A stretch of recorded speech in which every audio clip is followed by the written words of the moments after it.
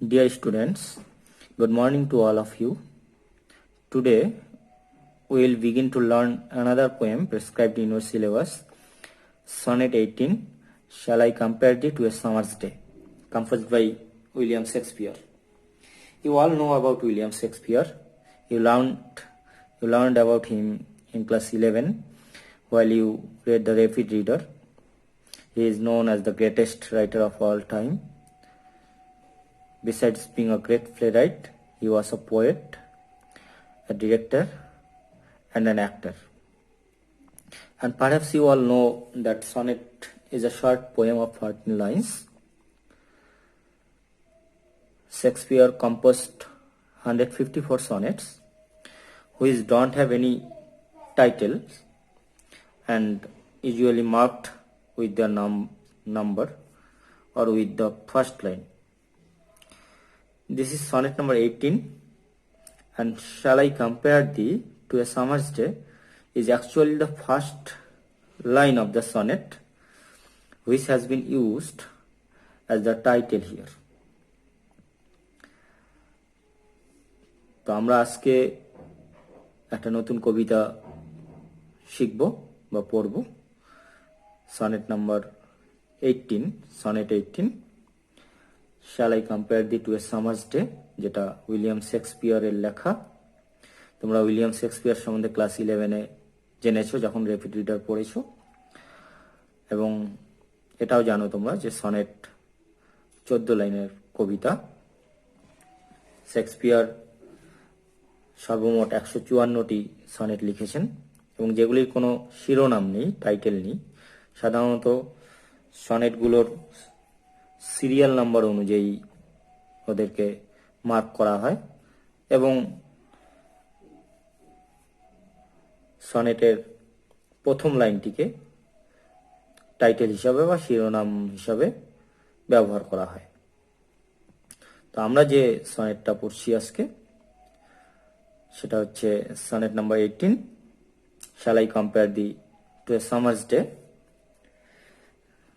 Shall I Compare Thee to a Summer's Day actually এই সনেটটির প্রথম line, যেটা এখানে শিরোনাম হিসাবে ব্যবহার করা হয়েছে। তো প্রথমে আমরা সনেটটার গঠন সম্বন্ধে একটু দেখে নিই, যদিও এ বিষয়ে আমি তোমাদের পরে যখন স্কুলে আমরা ক্লাস করব তখন বিস্তারিত বোঝাবো, সামনাসামনি সুবিধা হবে বোঝাতে। Let's know the structure of the sonnet. It has 3 quatrains and a concluding couplet. এটা 3টে কোয়াট্রেন এবং একটা কনক্লুডিং কাপলেট আছে। কোয়াট্রেন মিন্স স্ট্যান্জা অফ 4 লাইনস, 4 লাইনের যে স্ট্যান্জা সেটাকে কোয়াট্রেন বলে। এরকম 3টে কোয়াট্রেন আছে সনেটটায়, এবং শেষে একটা কাপলেট আছে। কাপলেট মানে 2 লাইনের স্ট্যান্জা, যেটা এই হচ্ছে 3, 4, 12 এবং 2, 14 লাইন। তো এটা নিয়ে আবার আমরা বিস্তারিত আমরা ক্লাসে আলোচনা করব। Now come to the theme of the sonnet. বিষয়বস্তুটা আমরা আগে জেনে নিই যে এই সনেটের বিষয়বস্তুটা কি। The theme of this sonnet is ravages of time, the brevity of life and beauty, love, and the timelessness of poetry that can capture beauty and love. I repeat once again, ravages of time মানে সময়ের নিষ্ঠুরতা, the brevity of life and beauty, love, brevity মানে সংক্ষিপ্ততা, মানে জীবন, সৌন্দর্য এবং ভালোবাসা বা প্রেম এর যে সংক্ষিপ্ততা, অর্থাৎ চিরস্থায়ী নয়, and the timelessness of poetry that can capture beauty and love, অর্থাৎ কবিতা বা তোমরা সাহিত্য বলতে পারো, সাহিত্যের যে অমরত্ব, যেটা কি করে, can capture beauty and love, যা সৌন্দর্য এবং প্রেমকে অমর করে রাখতে পারে। তোমরা একই বিষয়বস্তুর উপর একটা কবিতা ক্লাস 11-এ পড়েছো, ব্রাদারহুড বাই অক্টোভিও পাস। সেখানে তোমরা পড়েছো, লাস্ট লাইনগুলো মনে করো যদি মনে আছে, যে ওখানে অক্টোভিও পাস বলেছেন যে তিনি যে পোয়েট্রি লিখছেন, যা সৃষ্টি করছেন, তার সৃষ্টি তাকে অমর করে রাখবে। অর্থাৎ সাহিত্য বা কবিতার মাধ্যমে মানুষ সৌন্দর্য কারো ভালোবাসা এবং কারো কর্মপদ্ধতি বা কর্মপ্রণালীকে অমর করে রাখতে পারে। সেটাই আমরা এই সনেটের বিষয়বস্তু হিসাবে দেখব। আমরা দেখব অ্যাকচুয়ালি যে এই সনেটে, in the sonnet, the poet has compared the beauty of his young friend, possibly his patron, the Earl of Southampton, with that of a summer's day, and he realizes that his friend is more beautiful and moderate, though a summer's day is lovely, enjoyable, but it has some limitations. অর্থাৎ এই সনেটে আমরা দেখব কবি তার একজন প্রিয় বন্ধুর সৌন্দর্যের তুলনা করেছেন সামার ডে অর্থাৎ গ্রীষ্মকালের একটি দিনের সাথে। তার বন্ধু বলতে সম্ভবত তার খুব প্রিয় বন্ধু, প্যাট্রন, তার পৃষ্ঠপোষক, মানে তাকে যিনি ভালোবাসতেন, probably the Earl of Southampton, ইংল্যান্ডের সাউদাম্পটন বলে একটা জায়গা আছে, সেখানকার যে শাসক ছিলেন, তাকে উদ্দেশ্য করে এই সনেটটি লেখা হয়েছে বলে অনেক ক্রিটিক্স মনে করেন। তো তিনি তার সৌন্দর্যটাকে একটা সামার ডের সাথে অর্থাৎ গ্রীষ্মকালের একটা দিনের সাথে তুলনা করেছেন, কিন্তু তিনি রিয়ালাইজেস উপলব্ধি করেন যে তার বন্ধুর সৌন্দর্য গ্রীষ্মকালের দিনের থেকে অনেক বেশি, এবং তার বন্ধু অনেক বেশি মডারেট, মানে আরো বেশি সুন্দর, নম্র, gentle.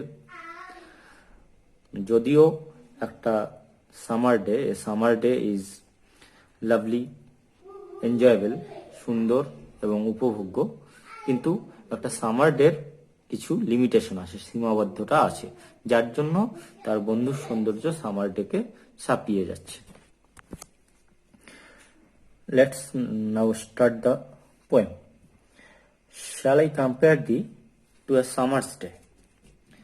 Shall I compare thee to a summer's day? Bengali meaning কি হয়, যে কবি বলছেন যে আমি কি তোমাকে গ্রীষ্মকালের একটা দিনের সাথে তুলনা করব। Shall I compare thee, এই THEE দি মানে ইউ, তোমরা আগেও পেয়েছো এই এরকম poetic word, to a summer's day, যে একটা সামার্স ডেকে কি তোমার সাথে তুলনা করব। এখানে তুমি বলতে আমি একটু আগেই বললাম যে probably his close friend, his patron, the Earl of Southampton, যে সম্ভবত তার খুব প্রিয় বন্ধু, তার পৃষ্ঠপোষক, Earl of Southampton.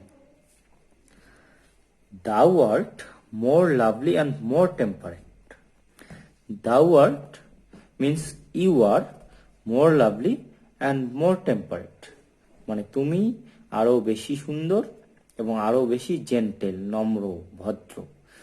That means the poet first asks a question whether he would compare his friend's beauty with that of a summer's day. প্রথমে তিনি প্রশ্ন করছেন যে তুলনা করবেন কিনা, এবং তারপরে নিজেই হি রিয়ালাইজেস, নিজেই উপলব্ধি করছেন that thou art more lovely and more temperate.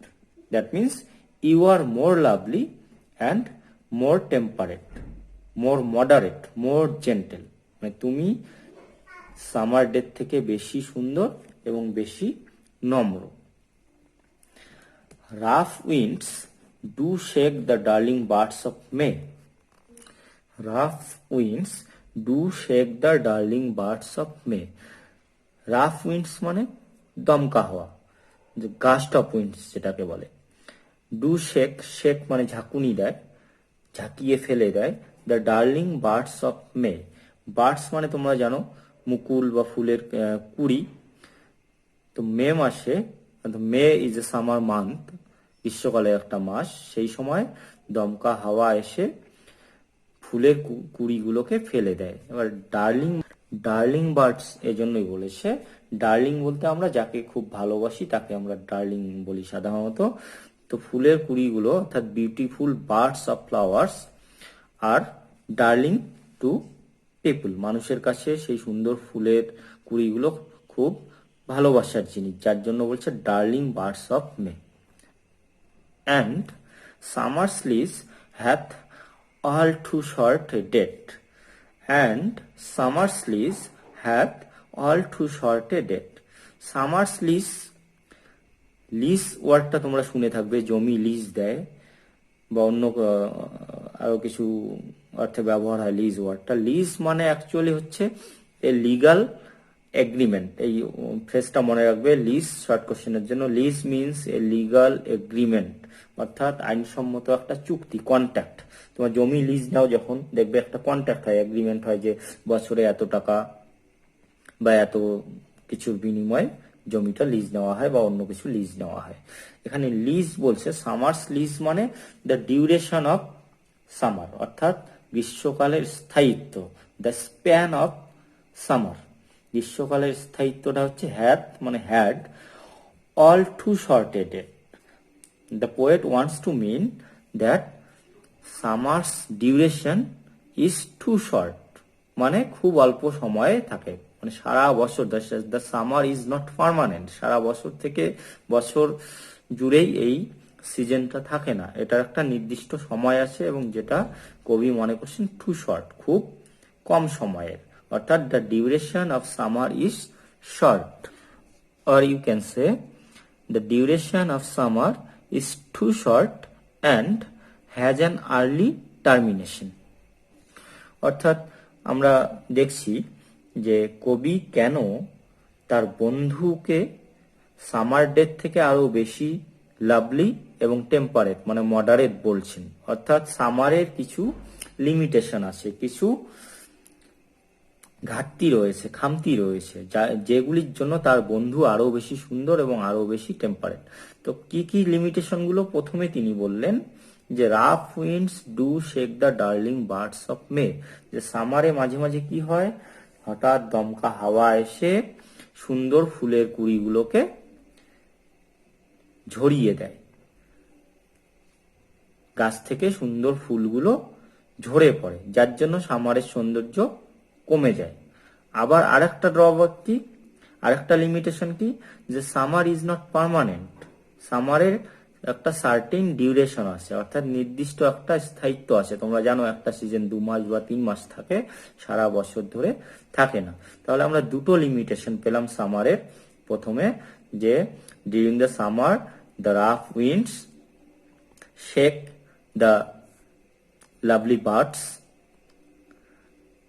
and summer is not permanent, it has a certain duration. যে দমকা হাওয়া এসে সুন্দর ফুলের কুড়িগুলোকে ঝরিয়ে দেয়, এবং সামার স্থায়ী নয়, এটা নির্দিষ্ট একটা স্থায়িত্ব আসে, নির্দিষ্ট সময়ের পর একে চলে যেতে হয়, অন্য সিজন আসে। এবার পরের লাইন দেখো, sometime too hot the eye of heaven shines, sometime too hot the eye of heaven shines. Too hot মানে অতিরিক্ত গরম, দ্য আই অফ হেভেন, এই ফ্রেজটা ইম্পর্টেন্ট। আই অফ হেভেন এমনি আক্ষরিক অর্থ করলে মনে হয় যে স্বর্গের চোখ, কিন্তু এখানে eye of heaven refers or signifies the sun, সূর্যকে বোঝাচ্ছে। আই অফ হেভেন বোঝাচ্ছে সূর্যকে। তো sometime too hot the eye of heaven shines, তার মানে হচ্ছে যে sometimes the sun shines brightly, too brightly, যে অনেক সময় সূর্য কি করে, অতিরিক্ত উজ্জ্বল ভাবে বা অতিরিক্ত গরম দেয়, অতিরিক্ত উজ্জ্বল ভাবে সূর্য কিরণ দেয়, যার জন্য কি হয়, এক্সেসিভ হিট আসে, যে অতিরিক্ত গরম হয়। তাহলে আমরা আরেকটা লিমিটেশন পেলাম, আরেকটা ড্রব্যাক পেলাম, আরেকটা ঘাটতি পেলাম আমরা সামারের। কি সেটা? যে মাঝে মাঝে sometimes the sun shines more brightly, অতিরিক্ত উজ্জ্বল ভাবে কিরণ দেয়, যার জন্য গরম বেশি হয়। and often his gold complexion dimmed, and often his gold complexion dimmed, often মানে প্রায়, মাঝে মাঝেই, his gold complexion, complexion means colour of skin, অর্থাৎ গায়ের রং।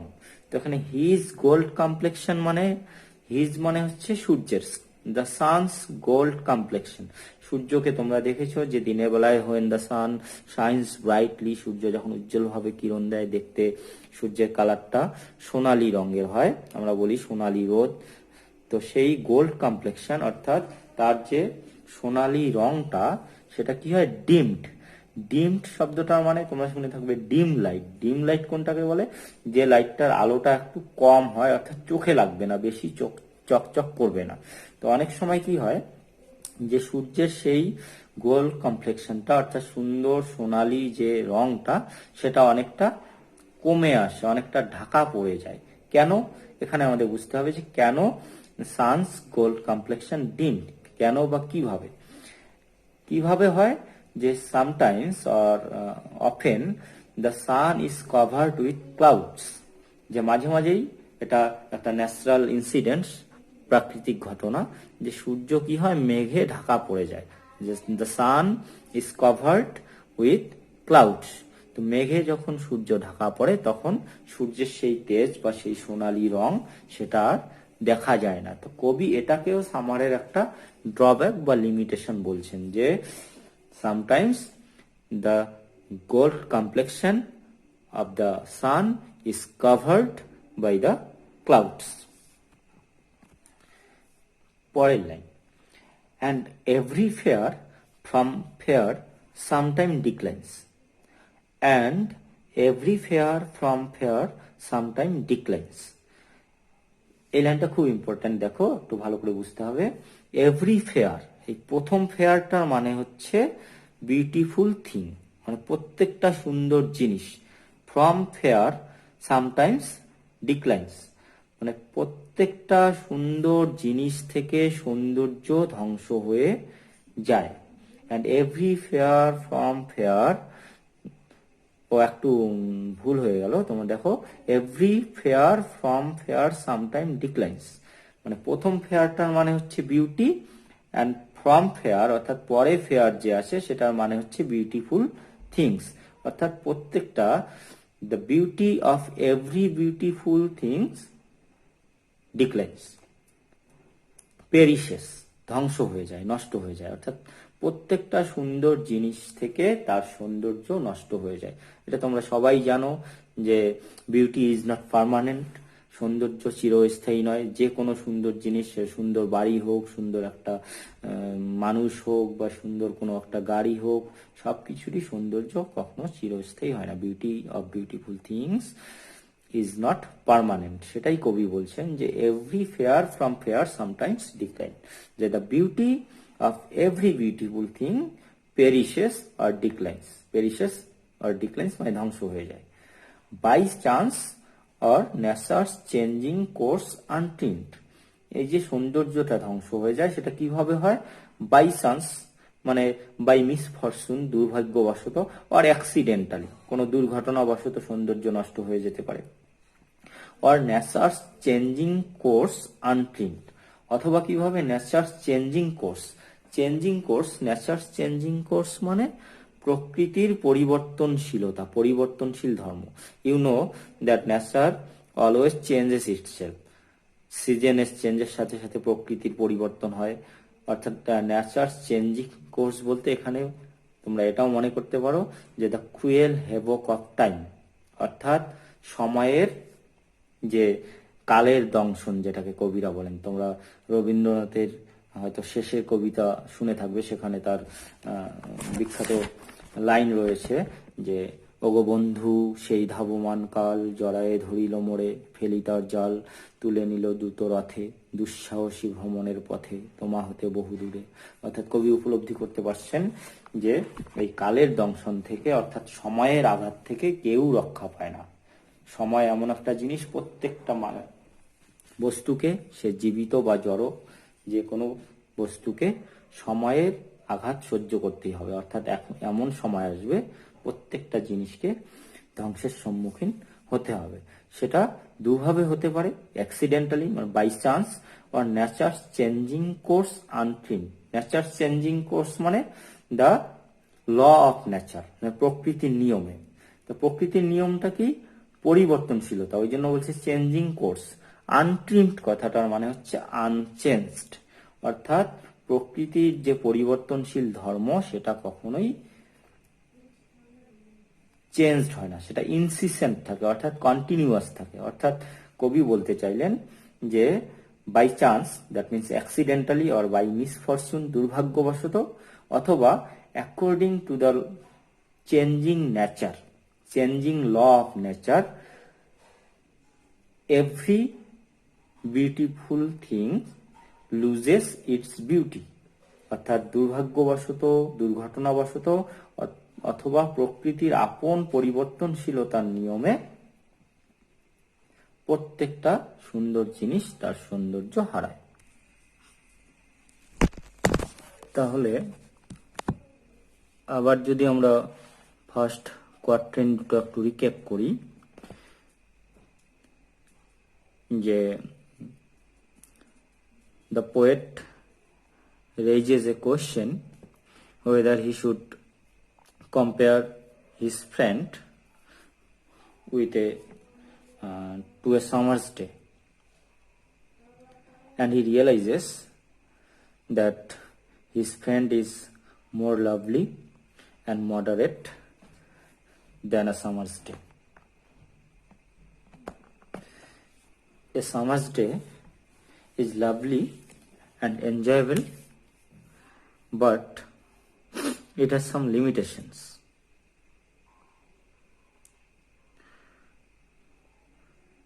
Often rough winds shake the blossoms, and the span or duration of summer is too short.